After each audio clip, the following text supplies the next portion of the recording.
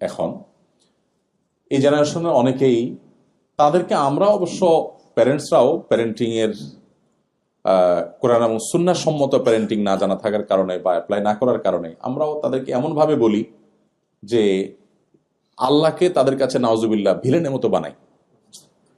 ছোট ছোট বাচ্চারা কিছু করতে গেলে এটা করা যাবে না, আল্লাহ হারাম করেছেন, আল্লাহ গুনাহ দিবেন, ওইটা করা যাবে না, আল্লাহ গুনাহ দিবেন, ওইটা করা যাবে না, তখন বাচ্চা মনে করে যে এর সব কাজে ডিস্টার্ব তো করতেছেন নাউজুবিল্লাহ আল্লাহ। এরকম একটা টেন্ডেন্সি বাচ্চাদের মধ্যে, হয়তো বলতে পারে না কেন তরুণদের মধ্যে নাস্তিক্যবাদের দিকে চলে যাওয়ার হার বাড়ছে নানা কারণে। এর অনেক ইস্যু, অনেক কারণ আছে, এর মধ্যে এটা একটা কারণ হতে পারে। তাদেরকে যে ইসলামটা ভেতর থেকে তাদেরকে অনুভব করার সুযোগ করে দেওয়া, ভেতর থেকে ইমানটা এনে তারপর ইসলামটাকে চর্চা করা, এটার মধ্যে একটা আনন্দ আছে, এখানে বোঝা নাই, সেটাকে আপনি দারুণভাবে ফিল করবেন।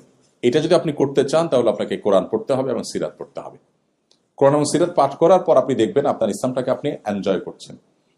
আপনার কাছে তখন কষ্ট হবে না, আপনার কাছে তখন অনেক আনন্দ হবে, অনেক সুখ অনুভব হবে। সাহাবা ইকরাম তাদের অবস্থা কি ছিল? খোদ নবী করিম সাল্লাল্লাহু আলাইহি সাল্লাম তিনি বলতেন, আরিহনা বিহা ইয়া বেলাল, কানা ইজা হাযাবাহু আমরুন ফাজা ইলা সালাহ। কোনো পেরেশানি হলে নবী সাল্লাল্লাহু আলাইহি সাল্লাম নামাজে দাঁড়িয়ে যেতেন। মনটা ভালো লাগছে না, কোনো কারণে পেরেশানি মনে হচ্ছে, তখন বেলাল রাদিয়াল্লাহু তাআলা বলতেন, বেলাল আজান দিয়ে নামাজের ব্যবস্থা করে আমাকে একটু প্রশান্ত করো, আমার একটা সুখের ব্যবস্থা করে দাও। আর আমাদের নামাজটা বোঝা হয়ে গেছে, আমাদের ইবাদতবন্দেগী বোঝা হয়ে গেছে, কারণ আমরা ইসলামটাকে সেভাবে শিখে জেনে বুঝে মুসলমান না। বিশেষ করে আমরা যারা বাংলাদেশে জন্মগ্রহণ করেছি বা মুসলিমের ঘরে জন্মগ্রহণ করেছি, আমরা সবাই মুসলিম বাই বর্ন বা মুসলিম বাই চান্স, বাপ মা মুসলমান তাই আমরা মুসলমান হয়ে গেছি।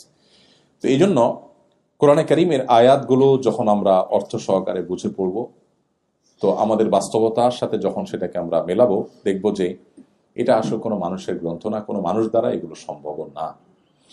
সেজন্য আমি শুরুতে আপনাদের প্রতি উদাত্ত আহ্বান রাখলাম যে কোরআনে কারীম অর্থ সহকারে একটি কমপ্লিট সিরাত গ্রন্থ কমপক্ষে আমরা একটিবার শুরু থেকে শেষ পর্যন্ত পড়ে শেষ করব। এবং ভালো হয় ফ্যামিলিতে গ্রুপ স্টাডি করা গেলে। আমি জার্মানির বার্লিনে আমাদের কিছু ভাইদেরকে পেয়েছি, দারুল ইসলাম নামে একটা সংগঠনের অধীনে তারা কাজ করেন।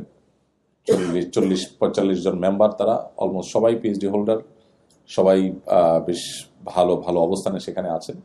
তো আমি তাদের জিজ্ঞেস করলাম আপনাদের দিনই মোটিভেশন, আমাকে সেখানে নেওয়ার জন্য তারা অনেকদিন চেষ্টা, শেষ পর্যন্ত সাকসেস। বললাম যে সিক্রেটটা কি?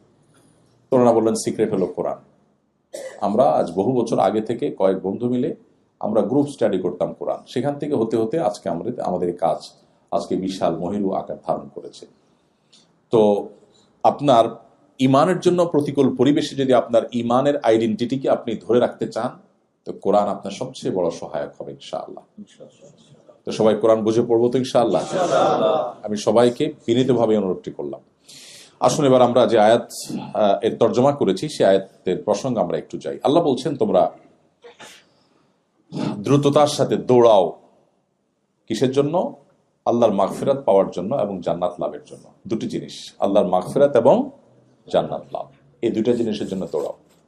আমরাও দৌড়াই, কিন্তু সেটা হলো টাকা পয়সার জন্য, সামাজিক অবস্থানের জন্য,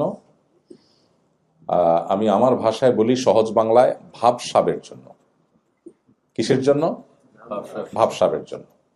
এখন আমাদের যত অভাব, সে অভাবটা আসলে সবচেয়ে বেশি আমি চিন্তা ভাবনা